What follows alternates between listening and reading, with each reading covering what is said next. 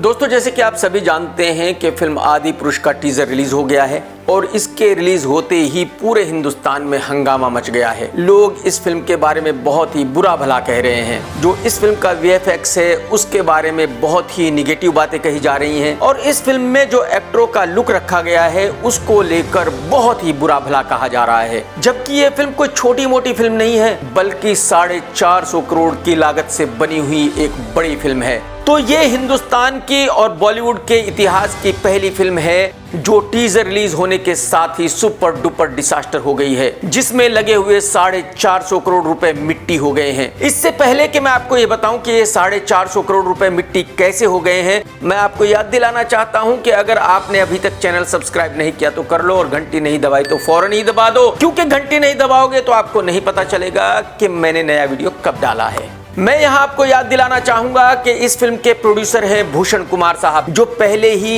एक बहुत बड़ी प्रॉब्लम में फंसे हुए हैं। उनकी तकरीबन 20 फिल्में रेडी हैं और उनको ओटीटी कंपनीज ने लेने से मना कर दिया है। तो जाहिर सी बात है भूषण कुमार साहब का तकरीबन 200 करोड़ रुपए का नुकसान हो गया है और अब ऊपर से 450 करोड़ रुपए का आदि पुरुष में नुकसान हो गया है। कहावत है कि बुरा वक्त बताकर नहीं आता, बस अचानक आता है और बर्बाद करके चला जाता है। मैं यहाँ आपको ये याद दिलाना चाहूंगा कि ओम रावत की लास्ट फिल्म थी तान्हाजी, जिसके हीरो थे अजय देवगन, और वो फिल्म सुपर डुपर हिट रही थी। जब उस फिल्म का मैंने रिव्यू किया तो मैंने उस रिव्यू में कहा था कि ओम रावत साहब ने इस फिल्म का डायरेक्शन नहीं किया बल्कि अजय देवगन ने किया है, और ओम रावत जब भी नेक्स्ट फिल्म बनाएंगे वो सुपर डुपर फ्लॉप ही होगी। मैं यहाँ आपको ये भी याद दिलाना चाहूंगा कि अक्षय कुमार की एक फिल्म आई थी एयरलिफ्ट, जो सुपर हिट रही थी, और जब उस फिल्म का मैंने रिव्यू किया तो उस रिव्यू में मैंने कहा था कि इस डायरेक्टर को डायरेक्शन नहीं आता, ये अगली फिल्म जब भी बनाएगा सुपर फ्लॉप ही बनाएगा, और उसने जब अपनी अगली फिल्म बनाई तो वो सुपर फ्लॉप ही थी। एक्चुअली हमें देखना ये चाहिए कि भाई जो फिल्म है वो किस वजह से हिट हुई, वो डायरेक्शन की वजह से हिट हुई, कहानी की वजह से हिट हुई, म्यूजिक की वजह से हिट हुई, या किसी और वजह से हिट हुई। लेकिन बॉलीवुड वाले ऐसा नहीं सोचते। बॉलीवुड वालों की जो थिंकिंग है वो बहुत ही लिमिटेड है। जब किसी एक डायरेक्टर की एक फिल्म हिट हो जाती है तो इनके हिसाब से वो डायरेक्टर बहुत ही कमाल का डायरेक्टर है और ये फौरन ही उसकी फिल्में करने लगते हैं। और मैं ऐसा मानता हूं कि जब तक एक डायरेक्टर ने 2-3 फिल्में नहीं दी है उसके बारे में नहीं कहा जा सकता कि वो कितना अच्छा है या कितना बुरा है। और जब भी किसी फिल्म के हिट या फ्लॉप की बात हो तो उस वक्त ये जानना जरूरी है कि भाई वो फिल्म हिट क्यों हुई। कई दफा ऐसा होता है कि एक फिल्म बहुत अच्छी होती है लेकिन किन्हीं कारणों की वजह से वो फ्लॉप हो जाती है। तो ये जानना जरूरी है कि उस डायरेक्टर ने जिसने वो फिल्म डायरेक्ट की है उसका डायरेक्शन कितना अच्छा है। तो वापसी आदि पुरुष और ओम रावत पर आते हैं। ओम रावत की पहली तान्हाजी फिल्म सुपरहिट थी, तो जाहिर सी बात है भूषण कुमार को उनके साथ अगली फिल्म बनानी थी और ओम रावत को अजय देवगन के साथ फिल्म नहीं बनानी थी, क्योंकि तान्हाजी का डायरेक्शन तो अजय देवगन ने किया था, ओम रावत ने तो किया ही नहीं था। तो जाहिर सी बात है अगर ओम अगली फिल्म भी अजय देवगन के साथ बनाते तो वही होता जो तान्हाजी में हुआ था। तो भूषण कुमार साहब को यह पूरा यकीन था कि ओम रावत की तान्हाजी सुपरहिट रही है तो वो अगली फिल्म भी सुपरहिट ही बनाएंगे, और इसी उम्मीद के साथ भूषण ने ओम को साइन कर लिया। ओम ने भूषण को बताया कि देखो भाई, मैं रामायण पर एक फिल्म बनाऊंगा और ऐसी फिल्म बनाऊंगा जो अगले 100 साल तक याद की जाएगी। और भूषण साहब ने कहानी सुनने के बाद ये मान लिया कि जो ओम कह रहा है वो सही कह रहा है। ओम ने ये फिल्म एक बॉलीवुड एक्टर को ऑफर की। उस एक्टर ने मुझे फोन करके पूछा कि क्या करूं। मैंने उस एक्टर से कहा कि भाई साहब इस डायरेक्टर से दूर रहना, क्योंकि जो भी फिल्म बनाएगा वो सुपर डुपर फ्लॉप ही होगी। आज सुबह उस एक्टर ने मुझे मैसेज भेजा और मुझसे कहा कि भाई साहब आपका बहुत बहुत शुक्रिया, आपने मुझे बचा लिया, नहीं तो मैं तो बर्बाद हो जाता। तो जैसे कि मैंने पहले बताया कि भूषण, प्रभास और ओम को ये पूरा यकीन था कि उन्होंने एक बहुत ही जबरदस्त फिल्म बनाई है, एक ऐसी फिल्म बनाई है जिसको आगे 100-200 साल तक याद किया जाएगा, एक ऐसी फिल्म बनाई है जिसको पूरे हिंदुस्तान में बीजेपी सरकार टैक्स फ्री कर देगी। उन्होंने एक ऐसी फिल्म बनाई है जिसकी वजह से उनकी जय जयकार होगी। हमारे हिंदू भाई उनको पूजेंगे, उनको ये कहेंगे कि भाई आप लोगों ने बहुत अच्छा किया कि रामायण को इस रूप में प्रस्तुत किया।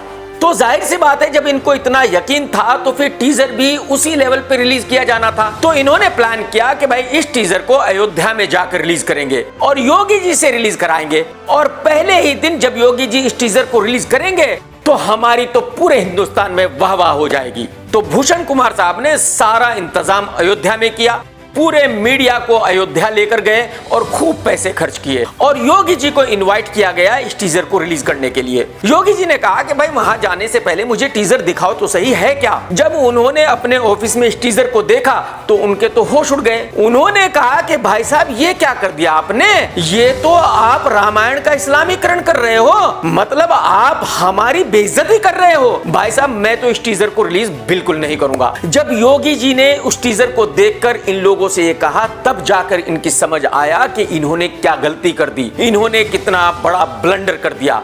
और जाहिर सी बात है उसके बाद इनके पास कोई चारा नहीं था सिवाय इसके कि ये खुद ही उस टीजर को वहां रिलीज करें। टीजर रिलीज हुआ और पूरे हिंदुस्तान में वही बात हुई जो योगी जी ने सोची थी, यानी कि लोगों ने थू थू करना शुरू किया, लोगों ने इन लोगों को गालियां देनी शुरू की। और आज आलम यह है कि आदि पुरुष हिंदुस्तान की और बॉलीवुड की वो पहली फिल्म है जो टीजर रिलीज होने के साथ ही सुपर डुपर डिजास्टर हो गई, जिसमें लगे हुए 450 करोड़ रुपए रातों रात मिट्टी हो गए। अब समझने वाली बात यह है कि यह फिल्म टीजर रिलीज होने के साथ ही सुपर डुपर डिजास्टर क्यों हो गई, 450 करोड़ रुपए मिट्टी क्यों हो गए। एक्चुअली रामायण पर रामायण सीरियल बन चुका है और उस सीरियल में रामायण की छोटी से छोटी बात भी बता दी गई है, दिखा दी गई है। और अरुण गोविल साहब उस सीरियल में राम जी बने थे। आप यकीन करें बहुत लोग तो उनको देखकर हाथ जोड़ लेते हैं उनके सामने। तो यानी कि आज तक जिसने भी राम जी को देखा है, कहीं किताबों में देखा हो, सीरियल में देखा हो, फिल्म में देखा हो, उनको बिना मूंछों के देखा है।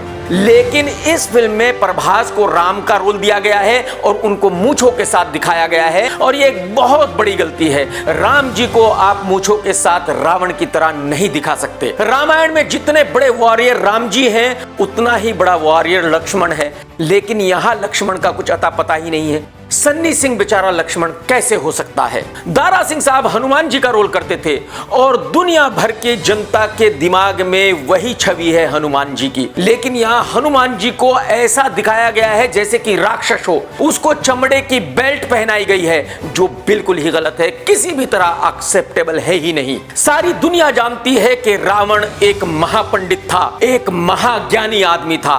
वो भले ही दो लोगों की लड़ाई थी लेकिन रावण एक बहुत बड़ा पंडित था। तो सैफ अली खान जो मुस्लिम है वो रावण का रोल कैसे कर सकता है। और ऊपर से आपने सैफ अली खान को लुक दिया है खिलजी का। अरे भाई रावण की एक छवि है दुनिया के दिमाग में, आप उसको खिलजी की तरह कैसे दिखा सकते हैं, ये एक बहुत बड़ी मिस्टेक है। तो इसका मतलब यह है कि फिल्म आदि पुरुष में सब कुछ उल्टा है रामायण के, और एक तरह से लोग इसको रामायण का इस्लामीकरण कह रहे हैं। तो यही सब टीजर में देखकर बीजेपी के नेता और कार्यकर्ता भड़क उठे हैं। उन्होंने इस फिल्म को बिल्कुल ही गलत बताया है और बीजेपी के नेताओं ने डायरेक्टर ओम रावत से कहा है कि भाई साहब ये जो आपके एक्टरों का लुक है इसको बिल्कुल चेंज कीजिए, इनको ऐसे ही दिखाइए जैसे कि रामायण में बताया गया है। अब सोचने वाली बात यह है कि क्या ये पॉसिबल है।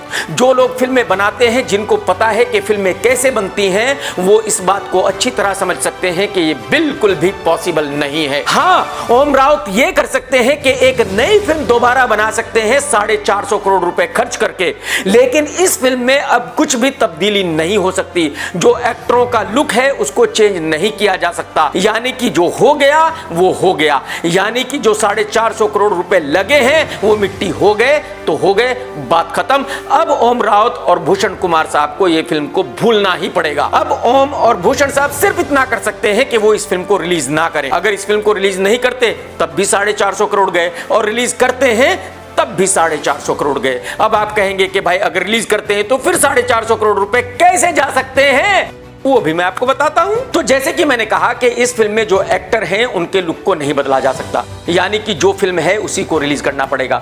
तो अगर जो फिल्म है उसी को रिलीज किया जाएगा तो कोई भी डिस्ट्रीब्यूटर इस फिल्म की कोई भी टेरिटरी नहीं खरीदेगा, यहां तक कि कोई सब डिस्ट्रीब्यूटर भी इस फिल्म की किसी टेरिटरी को नहीं खरीदेगा, यहां तक कि जो एग्जीबिटर हैं वो भी 1 रुपया भी एमजी नहीं देंगे। यानी कि भूषण कुमार साहब को ही पूरा रिस्क लेना पड़ेगा, फिल्म को रिलीज करना पड़ेगा और वेट करना पड़ेगा कि लोग इस फिल्म को देखने आएंगे या नहीं आएंगे। और जाहिर सी बात है रामायण को इस रूप में कोई देखने जाने वाला बिल्कुल नहीं है। अब आप कहेंगे कि भाई साहब डिजिटल राइट्स तो हैं, वहां से पैसे आ जाएंगे। जी नहीं, बिल्कुल नहीं। जितना बवाल इस फिल्म के ऊपर हो चुका है, उसके बाद कोई भी ओटीटी कंपनी इस फिल्म के राइट्स 1 रुपए में भी नहीं खरीदेगी। कोई भी टीवी चैनल इस फिल्म के सैटेलाइट राइट्स भी नहीं खरीदेगा, क्योंकि हिंदुस्तान में ऐसा कोई बिजनेसमैन नहीं है जो अपने पैसे खर्च करके मुसीबत मोल ले, और इस फिल्म के राइट्स खरीदना एक मुसीबत है। अब आप कहेंगे कि भाई साहब ओम रावत ने तो बहुत बड़ी गलती कर दी। बिल्कुल नहीं, ओम रावत ने वही किया जो उसको करना चाहिए था। देखिए, ओम की लास्ट फिल्म तान्हाजी हिट क्यों हुई थी? सिर्फ हिंदू मुस्लिम तड़के की वजह से, सिर्फ हिंदू मुस्लिम कंट्रोवर्सी की वजह से। तो जाहिर सी बात है, जिस फॉर्मूले पर उसकी फिल्म हिट हुई थी, वो अगली बार भी उसी फॉर्मूले को यूज करेगा। तो यही वजह है कि ओम ने डिसाइड किया कि भाई मैं अगली फिल्म रामायण पर बनाऊंगा। और अगर ओम ने डिसाइड किया था कि वो रामायण पर फिल्म बनाएगा, तो वो वही तो नहीं बना सकता था जो कि सीरियल में दिखाया गया है। अगर वो वही बनाता तो जाहिर सी बात है लोग कहते भाई आपने क्या नया बनाया है, ये तो सब कुछ हम सीरियल में देख चुके हैं। तो ओम ने कुछ नया ट्राई करना था, और जो उसने नया ट्राई किया उसको ये लग रहा था कि ये बेस्ट है और इसकी वजह से लोग मुझे अप्रिशिएट करेंगे। लेकिन चाल उल्टी पड़ गई, लोगों को बात पसंद नहीं आई और लोगों ने मां बहन करनी शुरू कर दी। तो ओम ने अपनी तरफ से बिल्कुल सही किया था और वही किया था जो उसको करना चाहिए था। और ओम और भूषण को आखिरी वक्त तक ये पूरी उम्मीद थी कि वो जो कर रहे हैं बिल्कुल सही कर रहे हैं। लेकिन जब बुरा वक्त आता है तो बता कर नहीं आता। तो उनकी जो चाल थी, जो उनको लग रही थी कि बिल्कुल सही चाल है, वो उल्टी पड़ गई और आदि पुरुष बॉलीवुड की हिस्ट्री की वो पहली फिल्म बन गई जो टीजर रिलीज होने के साथ ही सुपर डुपर डिजास्टर हो गई। टेक केयर दोस्तों, जय हिंद, वंदे मातरम, सत्यमेव जयते।